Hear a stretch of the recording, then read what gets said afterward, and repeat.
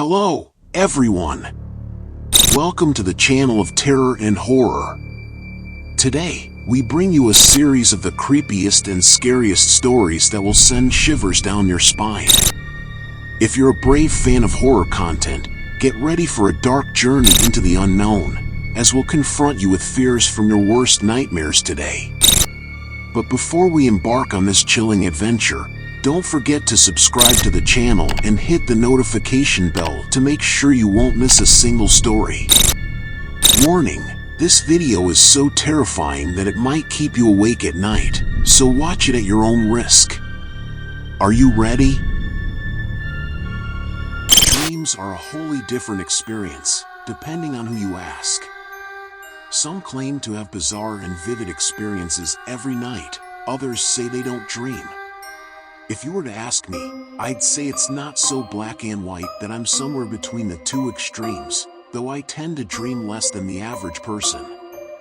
Yeah, it's probably true that we dream every night and don't remember it, but for all practical purposes, that's the same as not dreaming. That's about where I stand with the subject.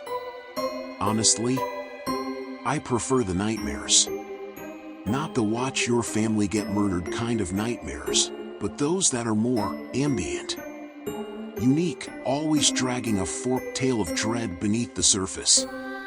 While I enjoy a good spook or two, they can be problematic if they overstay their welcome. What I'm saying is I wouldn't say I like recurring dreams.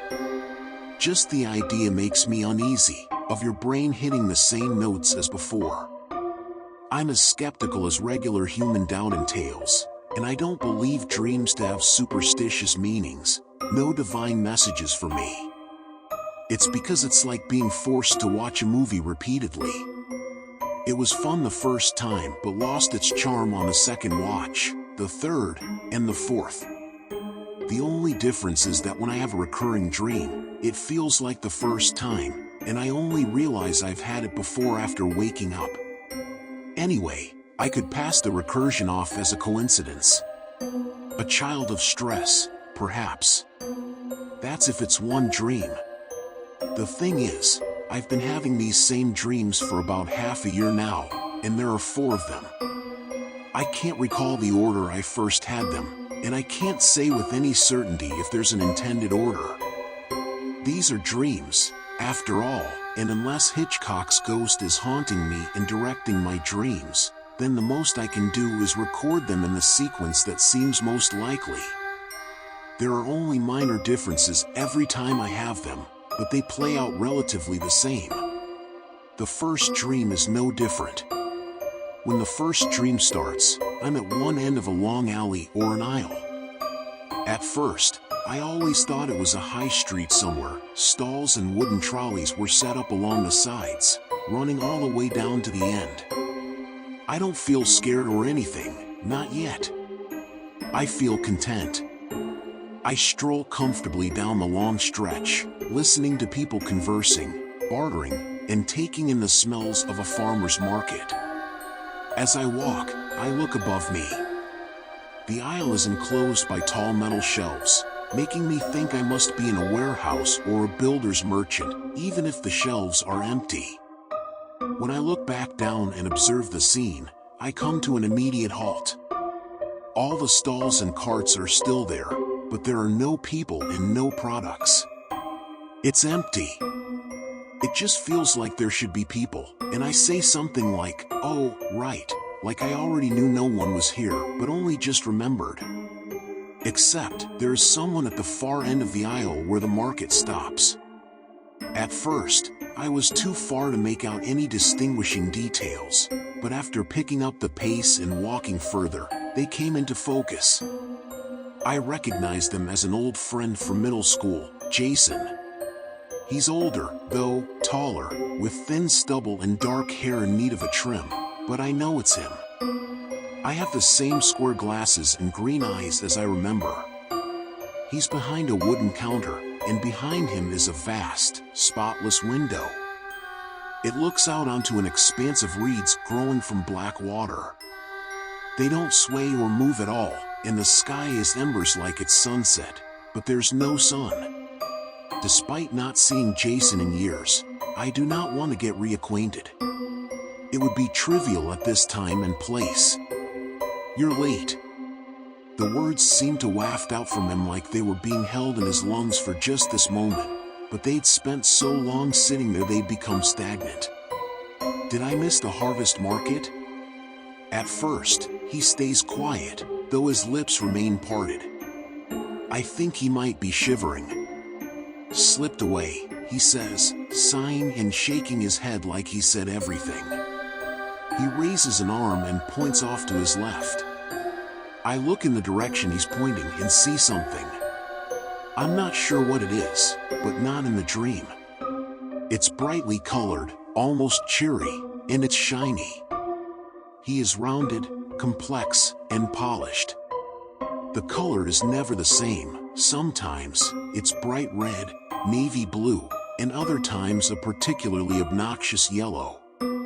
Jason starts to whisper something, but the dream always ends before I can determine what he's saying. While I wouldn't go so far as to say this dream is a nightmare, there's an undercurrent of things being out of place.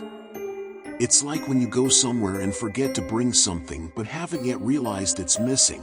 If the somewhere was dark and empty, a forest in the dead of night, and you're missing something much more important than your phone or wallet. Obscure impressions aside, this dream's nothing special. It's barely coherent. It's the other dreams I've been having that lend it gravity. I had this one a few times before the others cropped up. The second dream is different. The first always makes me uneasy, but in this one, I feel scared. The scare where you wake up in the dark, sheets ruffled and tacky with cold sweat while you palm around unquestioningly for the bed lamp. It starts in one of those indoor soft play establishments with all the slides, tunnels, and padded scaffolding. Even now, I have a vague sense that I might have gone there as a kid, or maybe I just had this dream when I was younger. Either way, I'm a kid in the dream, not just in body but in mind, too. I'm messing about near the slides with another kid in the dream. A boy who looks roughly Dreamy's age. His head is shaven, it looks like, and he wears these thick, Coke bottle eyeglasses that make his eyes so big it's like they're ready to pop out of his sockets. And, under his right eye, near the rim of the eyelid, is a mole, a real nasty one. The kind you should get looked at. I don't know why that detail sticks out, it just feels important, somehow. Anyway, we're loitering around the slides, playing some make-believe. It's different every time, and the dream seems to start well after the rules are established, so I never remember what it's about. I know this other kid's called Jay because that's the name I shout when he starts climbing up one of the slides. To me, it's one step short of breaking the law. Of course, my call goes unheeded, and Jay disappears into the slide's scratched plastic maw. Every time, I figure it'd be best to follow him and try to coax him back down. Child logic, give me a break. The slide itself is enclosed and has round holes on both sides. For all the safety regulations around slides, they couldn't have built one less encouraging to break those rules. They're damn near perfect handholds. I keep pulling myself further up the slide, and it always sounds as if Jay is right around the next bend, but I never catch up. That is, until the background noise of children laughing and squealing cuts out entirely, and I mean it cuts out. It's then that I finally catch up to him, and I start to regret my decision to follow. Jay is turned around, poised with both hands hooked into the holes on either side. Before the thought of asking what he's doing can reach my lips, he kicks me square in the chest, sending me down the slide in a ball of hurt and tumbling limbs. I'm not sure how long I'm stuck in this state. It feels like forever, even though it ends. I wish that were the end of the second dream, but I'm not so lucky. When I finally feel hard plastic disappear from beneath me, the surface I crash into isn't a cushion mat. It's solid wood. After wincing, I open my eyes, expecting to see the bright fluorescent lights overhead. I stare instead at nothing. To be precise, I stare into unadulterated, pitch blackness. Then, I look around and see some light, though my eyes don't adjust. That'd be pointless in a dream. I can tell I'm in a small room from the moonlight leaking in through the blinds, but they're clamped to the windowsill by a lock. I'm already scared at this point. Dream me can't be any older than 8, 9 tops, and I'm transported back to a time when the darkness was absolute and coming to get me. The room is L-shaped, and there's a door to my right. I try it, but it's locked. It's got one of those old keyholes, large enough to look through, and I do just that. It is nothing but a dusty staircase. Sometimes, it goes up and down.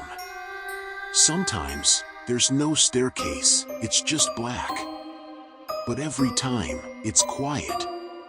So quiet I can feel the silence, a heavy pall of dread in the air. In the far corner, by the window, is a baby's cot, empty. Eerie enough if it weren't for the beady-eyed brown bear reared up behind it. Taxidermy. The faintest suggestion of moonlight glints off those eyes, and its silvery outline is downright massive. It's horrifying. I know it's stuffed, but it feels so wrong. I had a deathly fear of bears as a kid, but in the nightmares they showed up in, they were always alive, usually chasing me.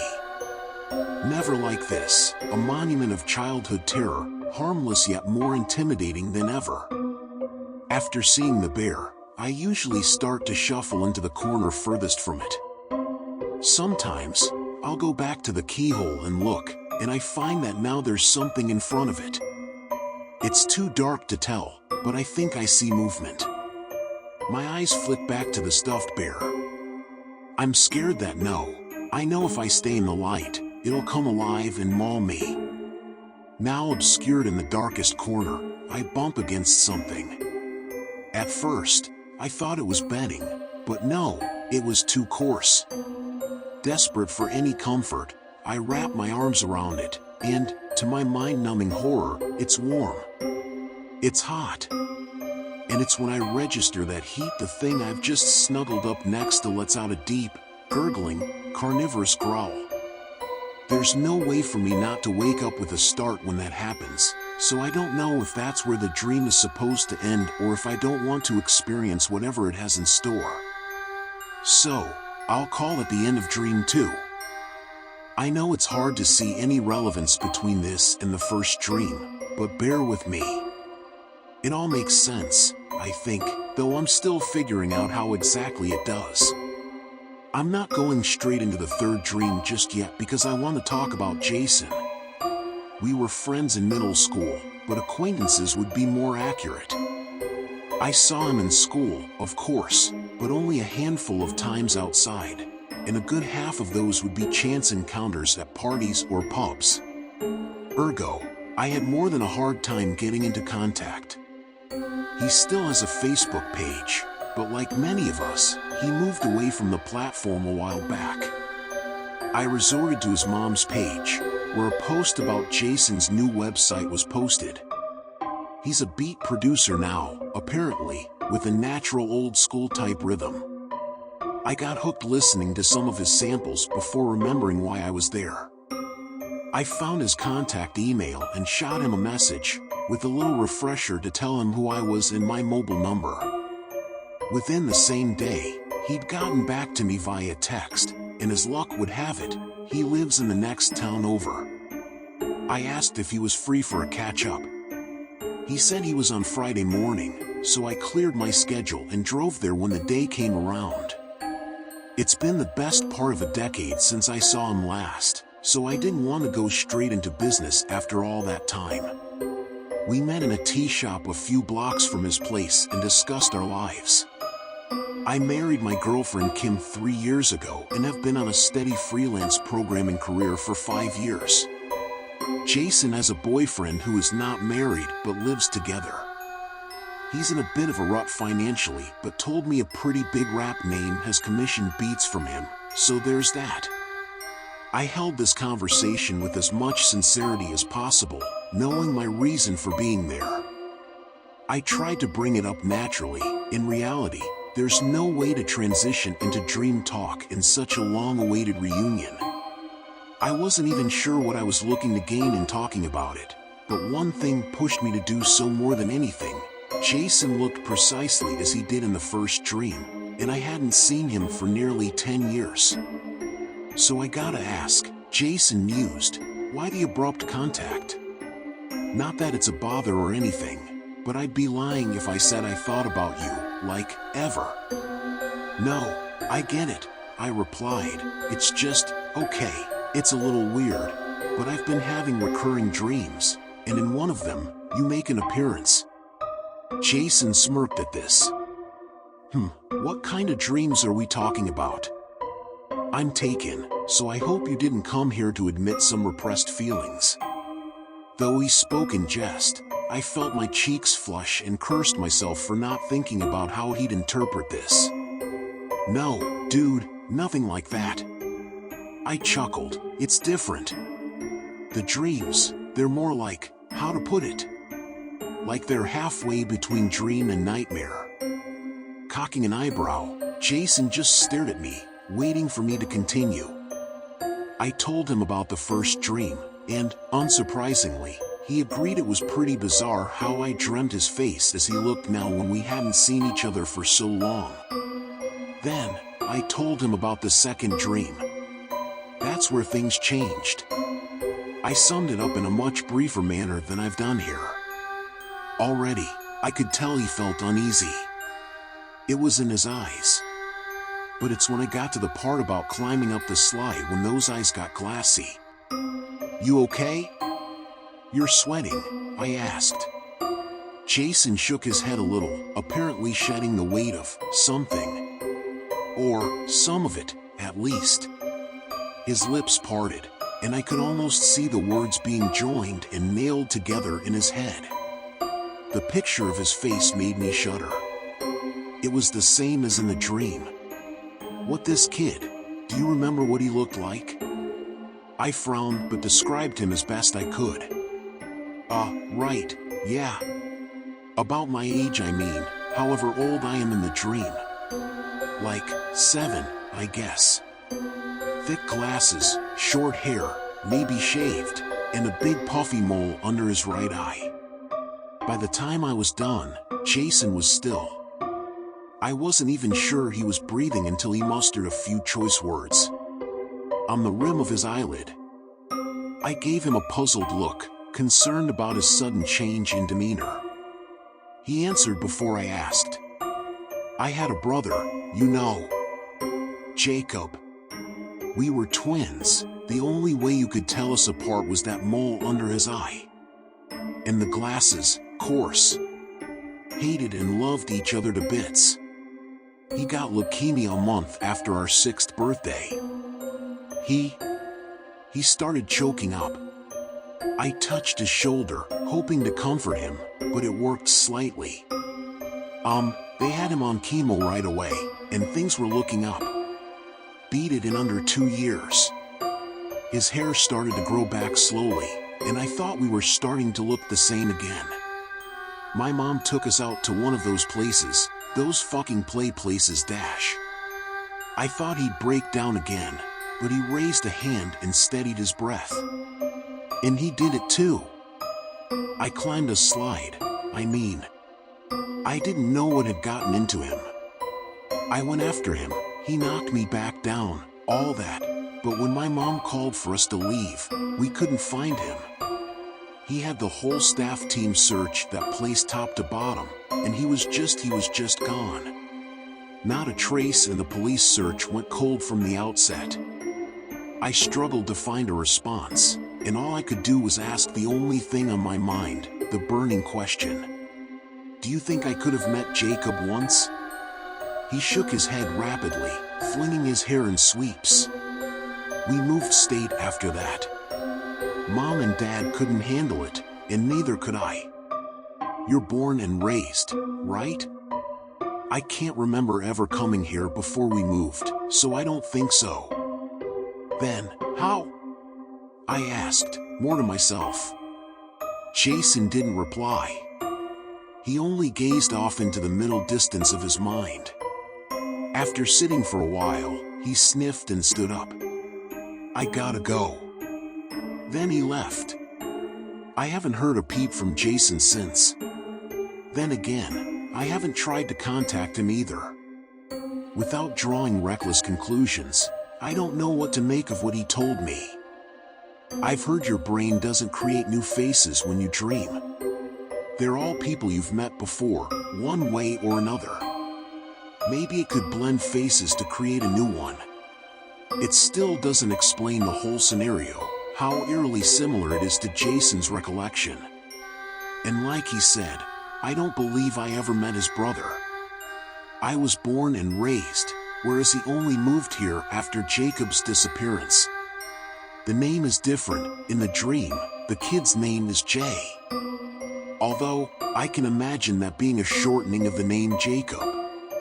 Jason's involvement in these dreams only reaches the first two. The third and fourth are different. The elements they contain are more concerning, not because of any immediate threat, implied or otherwise, but because of who's in them. At the start of the third dream, I'm in the driver's seat of a car. I recognize the vehicle and the texture of the steering wheel. It's in my driveway right now. I didn't remember the little boy sitting in the passenger seat. He hasn't got a booster seat, and while I feel he probably should, our destination is only a short drive from home, and I'm not worried. I already knew this when the dream started. Despite not knowing who this boy is, I talk and joke with him as I do know him. There's one detail that still sticks with me, and that's his eyes. Chestnut, with stark amber streaks. Just like mine. I want to ask him something, but I don't, and I can never remember the question. Besides, I wouldn't have time, because we've arrived. Thorn Gardens. I've been there before. It's only a mile or so out of town. It's a garden center. Kim loves her flowers and vegetables, and I've been sent on errands to the place more than once. When we pull into the parking lot, it's empty. Ours is the only car there, and after shutting the engine off, I found we were also the only source of noise. It's dead quiet now that the engine's off, and it makes me worried, not about anything in particular. The air is too still. Even the car doors slamming as the boy and I get out are jarring. When I see the entrance, so do I, the man standing there. His outfit is bizarre, an insane cross between the overalls and button-up of a farmer and a neat tailcoat suit, the sort of thing worn by the stereotypical butler. It's all in one piece, and it's immaculate. Not a speck of dirt to be seen. I feel he's been waiting for us for a while, which disturbs me. Then the little boy says something, and I look down at his face, full of excitement and wonderment, and brush the feeling off. The man nods and beckons the two of us inside, giving us a tour. The garden center comprises several long, vaulted greenhouses, side by side, with iron pillars instead of glass. Maybe I'm lost in nostalgia for such a place, or I'm just not interested in what the man has to say because whatever he is saying sounds distant and almost ethereal. Echoes lost in a boundless dream world. Time passed, and we wound up at the cactus section of the store. Here, our guide stops and turns, looming over the boy with his eyes set on him. His lips stretch into a smile that seems contrived somehow, and he always asks in a low, slightly impatient voice, "Would you like to see behind the curtain?" I look down at the kid, anxious to hear his response. I don't know why. It's like this is all a recording being played in my head because I desperately want to scoop him up and leave. The man feels dangerous. The boy squeaks a small and the man outstretches a hand, which the boy takes gleefully. I have screamed at me every thought, but I don't move. I can't. The man looks at me before spinning on his heels and practically dragging the boy through a wrought iron arch into an indoor garden display, a circular patio bordered by a wall of cacti so dense I can't see inside. A few minutes go by in silence, and the man returns. Alone. Something breaks through inside me, and I ask, "Where's Mitchell?" It's safe to assume that's the boy's name, though I don't think I've ever met a Mitchell.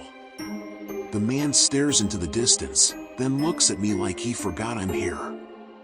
That surprised expression crumbles away into nothing. His face is carved in stone, emotionless, like a lizard in a human body.